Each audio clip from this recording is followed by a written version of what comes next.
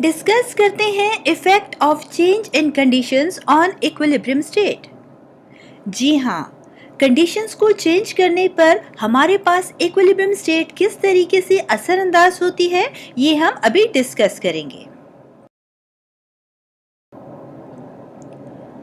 सबसे पहले तो हम ये जानेंगे कि वो कौन सी कंडीशन है जिसका कांस्टेंट होना किसी भी केमिकल रिएक्शन के इक्विलिब्रियम को मेंटेन करने के लिए ज़रूरी है। तो फ्रेंड्स, याद रखिए कि ये कंडीशंस है हमारे पास concentration of reactant and product, temperature for a chemical reaction, it's pressure and catalyst. One by one हम इन तमाम जो कंडीशंस हैं इन्हें डिटेल में डिस्कस करेंगे ताकि आप जान सकें कि किस तरीके से हमारे पास concentration, temperature, pressure and catalyst किसी भी केमिकल रिएक्शन को इफेक्ट करता है। चलिए जानते हैं कि किस तरह से कंडीशंस का चेंज ना सिर्फ इक्विलिब्रियम को डिस्टर्ब करता है बल्कि इंडस्ट्रियल प्रोडक्शन को इंक्रीज करने में भी मुफीद साबित होता है।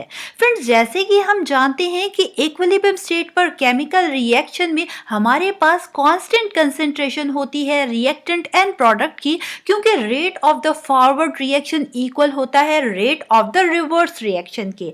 लेकिन जैसे ही इस इक्विलिब्रियम को डिस्टर्ब किया जाता है bye the change in conditions के जरिए, तो इसके रिजल्ट में हमारे पास जो rate of the forward reaction की स्पीड होती है, अब वो rate of the reverse reaction की स्पीड के बराबर नहीं रहती, क्योंकि ये डिस्टर्बेंस क्रिएट हो चुकी है इक्विलिब्रियम में। और ये डिस्टर्बेंस हमारे लिए इंडस्ट्रियल प्रोडक्शन को इंक्रीज करने के लिए बहुत बेनिफिशियल साबित हो सकती है। चलिए जानते हैं कि किस तरीके से चेंज इन कंडीशंस के जरिए हम इंडस्ट्रियल प्रोडक्शन को इंक्रीज कर सकते हैं।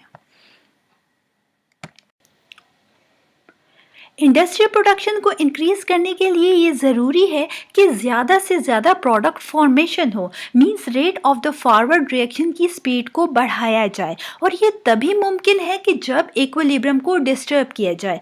इसी को मद्देनज़र रखते हुए ली चैटलियर्स ने एक प्रिंसिपल पेश किया। इसके मुताबिक when a system at equilibrium is disturbed by the change in conditions, the system moves in a direction so as to cancel out the effect of the change in conditions and restore equilibrium again. Le Chatelier's हमें ये बताता है कि जब कभी system एक equilibrium में मौजूद हो और उसे डिस्टर्ब किया जाए, किस तरीके से डिस्टर्ब किया जाए कि उसकी कोई भी कंडीशन को चेंज किया जाए। कंडीशंस क्या है हमारे पास?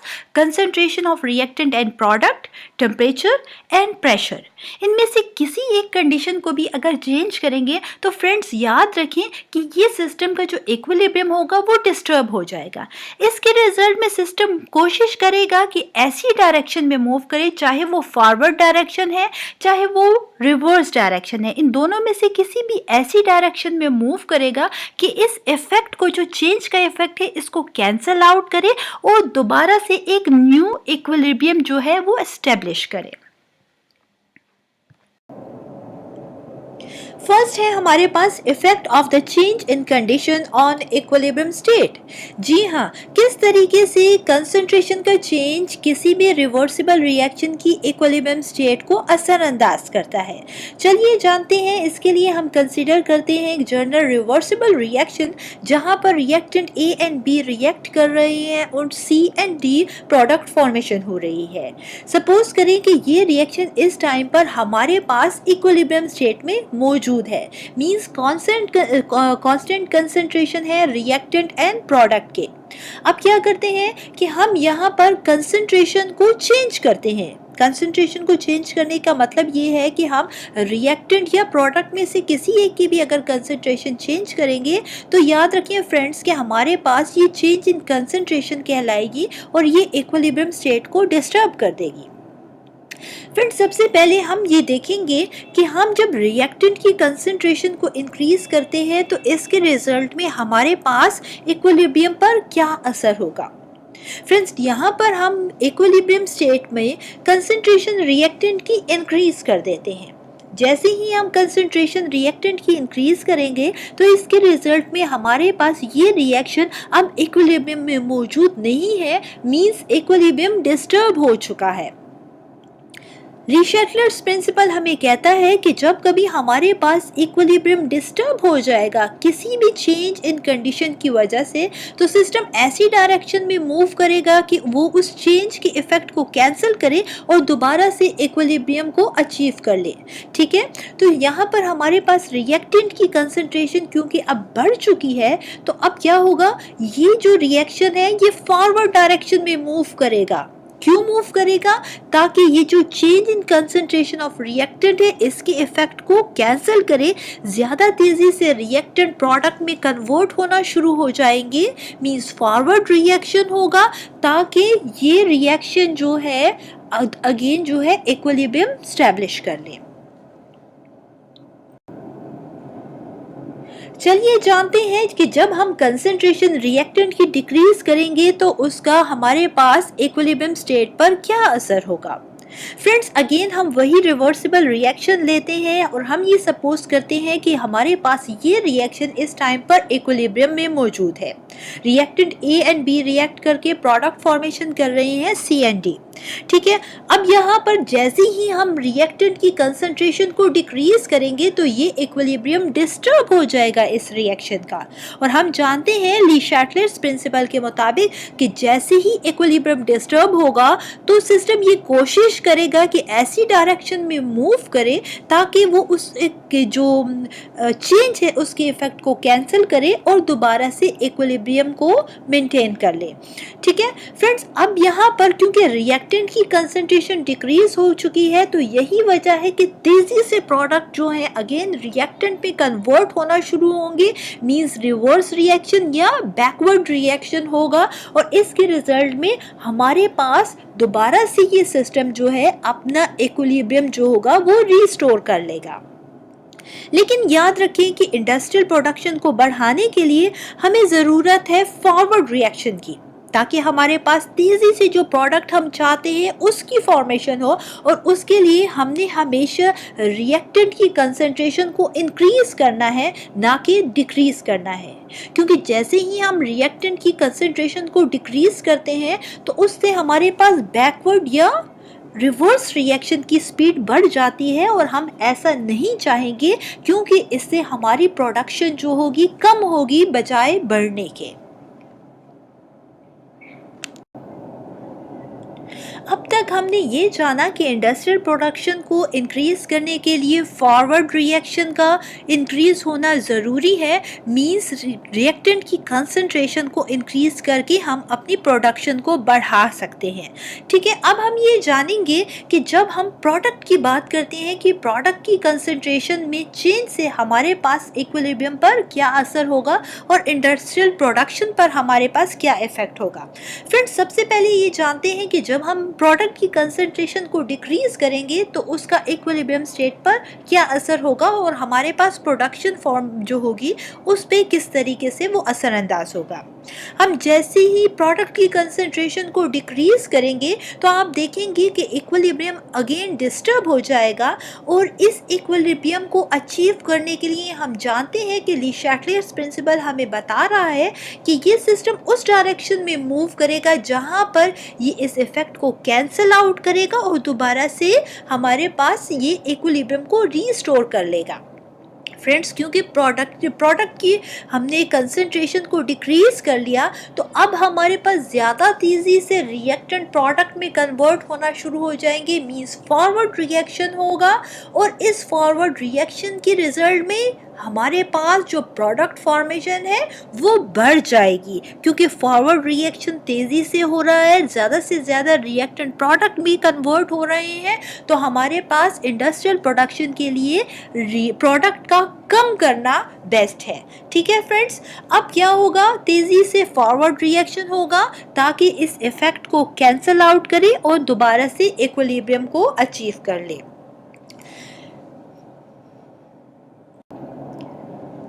अब जबकि हम कंसंट्रेशन प्रोडक्ट की इंक्रीज कर रहे हैं अब की बार, तो देखेंगे कि इक्विलिब्रियम पर इसका क्या असर होता है।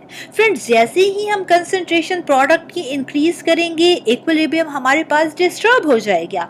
अब इस डिस्टर्बेंस के रिजल्ट में हम जानते हैं कि प्रोडक्ट की कंसंट्रेशन जब इंक्रीज हो गई तो वो तेजी से रिएक्टेंट में रिकन्वर्ट होना शुरू हो जाएगा, मींस रिवर्स या बैकवर्ड रिएक्शन की स्पीड फास्ट हो जाएगी। ठीक है, तो हमारे पास ज्यादा तेजी से प्रोडक्ट अगेन रिएक्टेंट में कन्वर्ट होना शुरू हो जाएंगी ताकि वो कैंसिल आउट कर सके इस चेंज के इफेक्ट को और अगेन जो इक्विलिब्रियम को रीस्टोर कर सके। फ्रेंड्स, याद रखें कि ये जो कंसंट्रेशन का इंक्रीज होना है प्रोडक्ट का, ये हमारे लिए फेवरेबल नहीं है, क्योंकि ये तेजी से प्रोडक्ट को अगेन रिएक्टेंट में कन्वर्ट कर रहा है और हमारे पास जो प्रोडक्ट फॉर्मेशन है वो डिक्रीज होती जा रही है। मींस ये इंडस्ट्रियल प्रोडक्शन को इंक्रीज करने के लिए कंसंट्रेशन प्रोडक्ट की इंक्रीज करना हमारे लिए फेवरेबल नहीं है। सेकेंड फैक्टर जो कि इफेक्ट करता है हमारे पास इक्विलिब्रियम स्टेट को, वो है effect of the change in temperature on the equilibrium state, कि किस तरीके से टेम्परेचर का चेंज मींस टेम्परेचर का बढ़ना या कम होना इक्विलिब्रियम स्टेट को असरअंदाज करता है।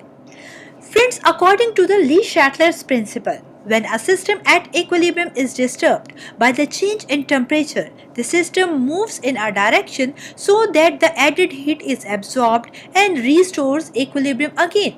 कि जब कभी किसी भी सिस्टम को जो कि इक्विलिब्रियम में मौजूद होता है उसको टेम्परेचर के चेंज के ज़रिए डिस्टर्ब किया जाता है, तो याद रखें कि वो सिस्टम उस डायरेक्शन में मूव करेगा जहां पर वो एडेड हीट जो है एब्जॉर्ब हो जाए और दोबारा से इक्विलिब्रियम रीस्टोर हो जाए। डिस्कस करते हैं effect of the increase in temperature on the equilibrium state, कि किस तरीके से टेम्परेचर का जो इंक्रीज है वो इक्विलिब्रियम स्टेट को असरअंदाज करता है। क्या इंडस्ट्रियल प्रोडक्शन के लिए हमारे लिए बेनिफिशियल है या फिर हार्मफुल है। यहाँ पर एक एक्सोथर्मिक रिएक्शन हम लेते हैं, reactant A and B react कर रही है, प्रोडक्ट फॉर्मेशन हो रही है सी। ये एक एक्सोथर्मिक रिएक्शन है, मींस यहाँ पर हीट इवॉल्व हो रही है। ठीक है, जैसे ही हम टेम्परेचर बढ़ाएंगे तो टेम्परेचर के बढ़ाने के साथ ली शैटलर्स प्रिंसिपल हमें बताता है कि इक्विलिब्रियम डिस्टर्ब हो जाएगा, और जब इक्विलिब्रियम डिस्टर्ब हो जाएगा तो टेम्परेचर के इंक्रीज करने से तो ये सिस्टम मूव करेगा उस डायरेक्शन में जहाँ पर एडिड हीट जो होगी एब्जॉर्ब करेगा वो तेज़ी से, और इक्विलिब्रियम अगेन रीस्टोर हो सके ताकि। ठीक है, तो अब क्या होगा, जैसे ही टेम्परेचर को इंक्रीज करेंगे ये रिएक्शन मूव करेगा रिवर्स डायरेक्शन में, means rate of the reverse direction increase हो जाएगा ताकि ये एडिड हीट तेजी से एब्जॉर्ब हो सके और इक्विलिब्रियम अगेन रीस्टोर हो सके। फ्रेंड्स, याद रखें कि हमने एक्सोथर्मिक रिएक्शन में यहाँ पर टेम्परेचर की इंक्रीज के साथ देखा कि हमारे पास रिवर्स रिएक्शन जो है उसका रेट इंक्रीज हो गया। तो अगर इंडस्ट्रियल प्रोडक्शन की हम बात करें तो हमें ये बता रहा है कि इंडस्ट्रियल प्रोडक्शन में जब कभी हमारे पास एक्सोथर्मिक रिएक्शन हो तो उसके लिए टेम्परेचर का इंक्रीज करना फेवरेबल नहीं है, क्योंकि वो rate of the reverse reaction के स्पीड को स्पीड अप कर देगा। चलिए जानते हैं effect of the decrease in temperature on equilibrium state, कि किस तरीके से टेम्परेचर का डिक्रीज होना इक्विलिब्रियम स्टेट को असरअंदाज करेगा, और वो भी एक्सोथर्मिक रिएक्शन में। कंसीडर करते हैं अगेन एक जनरल रिएक्शन जहां पर reactant A and B combine हो रहे हैं और प्रोडक्ट फॉर्मेशन हो रही है सी। ये एक एक्सोथर्मिक रिएक्शन है, और याद रखें कि एक्सोथर्मिक रिएक्शन में हमेशा हीट इवॉल्व होती है। फ्रेंड्स, जैसे ही हम टेम्परेचर को डिक्रीज करेंगे तो क्या होगा कि ये इक्विलिब्रियम डिस्टर्ब हो जाएगा और सिस्टम मूव करेगा, हमें मालूम है, उस डायरेक्शन में जहां पर वो कैंसिल आउट कर सके इस इफेक्ट ऑफ द चेंज को और अपने इक्विलिब्रियम को अगेन रीस्टोर कर सके।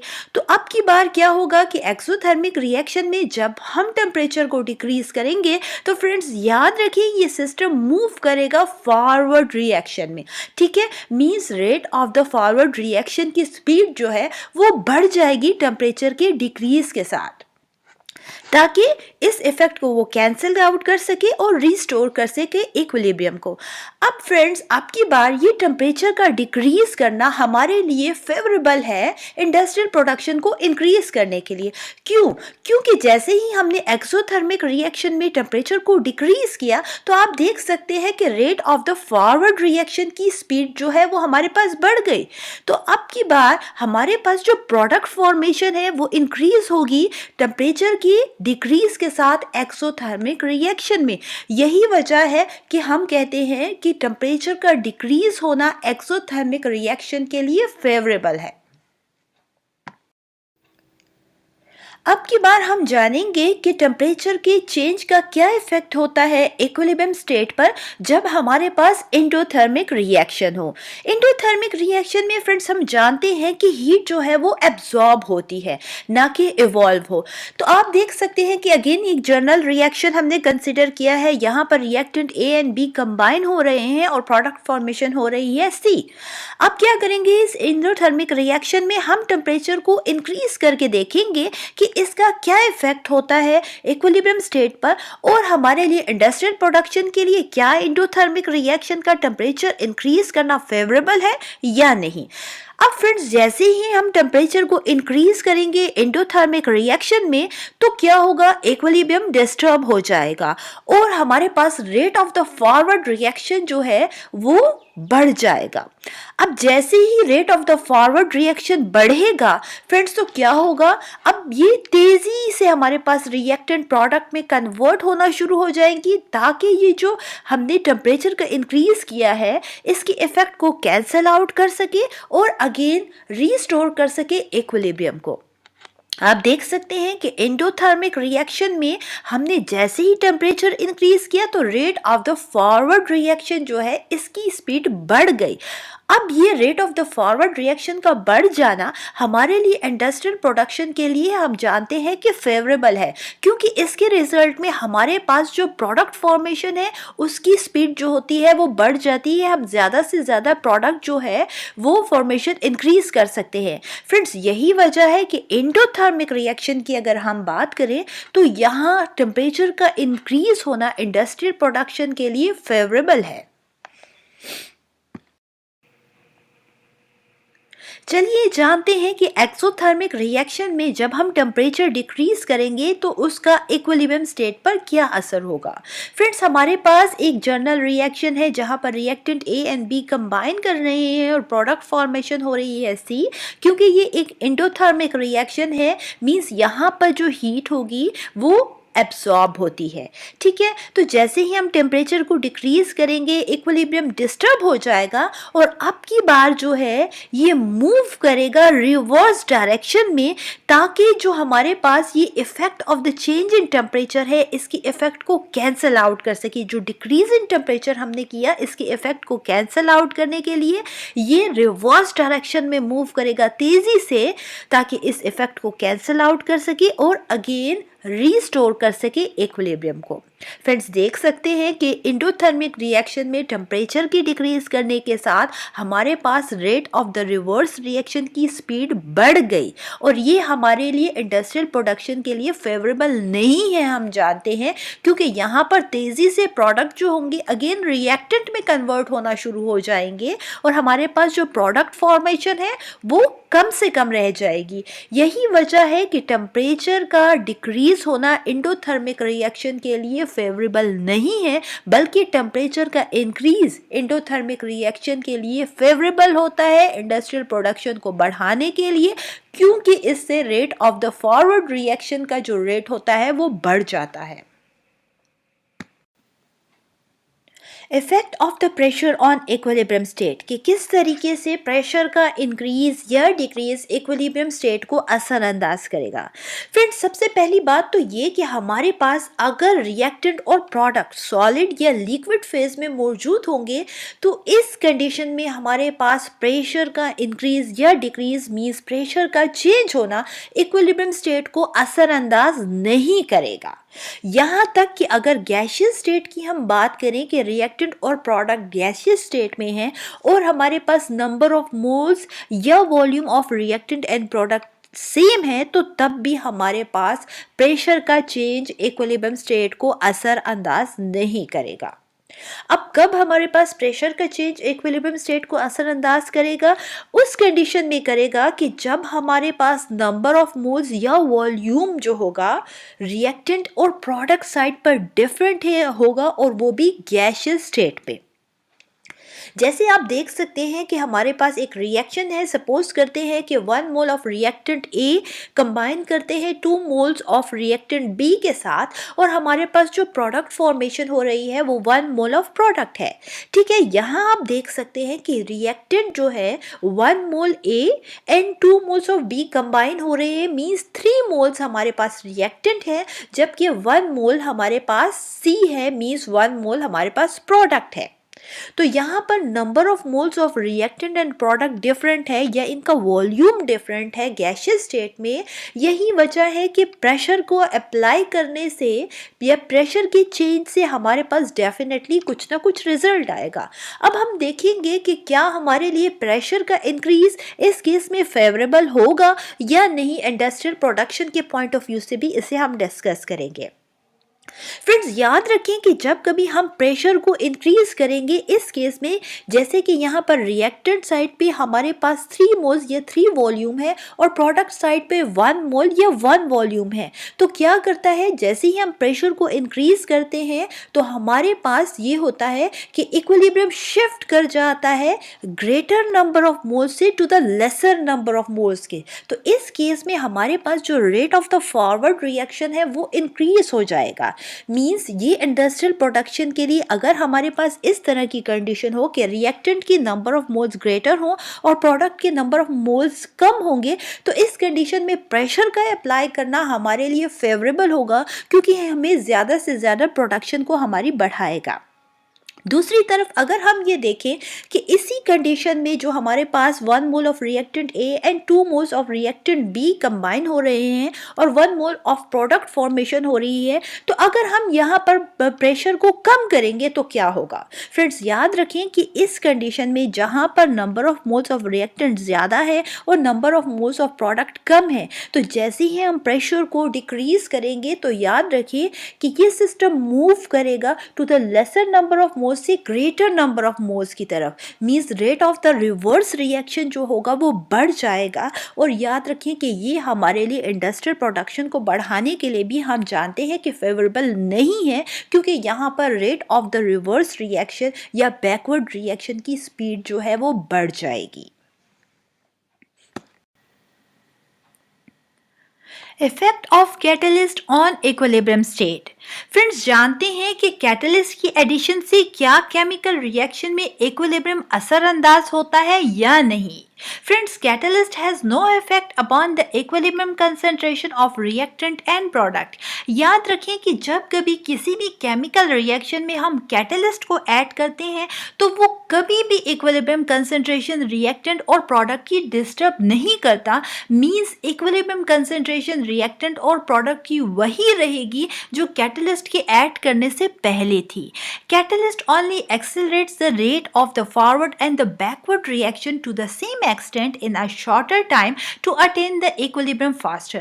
कैटलिस्ट का सिर्फ और सिर्फ ये काम है कि ये rate of the forward reaction और बैकवर्ड रिएक्शन की स्पीड को बढ़ा देता है। मींस अगर एक रिएक्शन जो है, ठीक है, वो 1 घंटे में होना था, ठीक है, कैटलिस्ट की एडिशन के बगैर वो 1 घंटा ले रहा था, तो जैसे ही हम कैटलिस्ट ऐड करते हैं तो सपोज करें कि अब वो 1 घंटे की बजाय हमारे पास वही रिएक्शन जो है वो 20 मिनट्स में कंप्लीट हो रहा है। ठीक है, मींस कैटलिस्ट ने क्या किया कि सिर्फ और सिर्फ जो rate of the forward reaction है और बैकवर्ड रिएक्शन है उसकी स्पीड को बढ़ा दिया ताकि रिएक्शन तेज़ी से हो और इक्विलिब्रियम को फास्टर अटेन कर ले।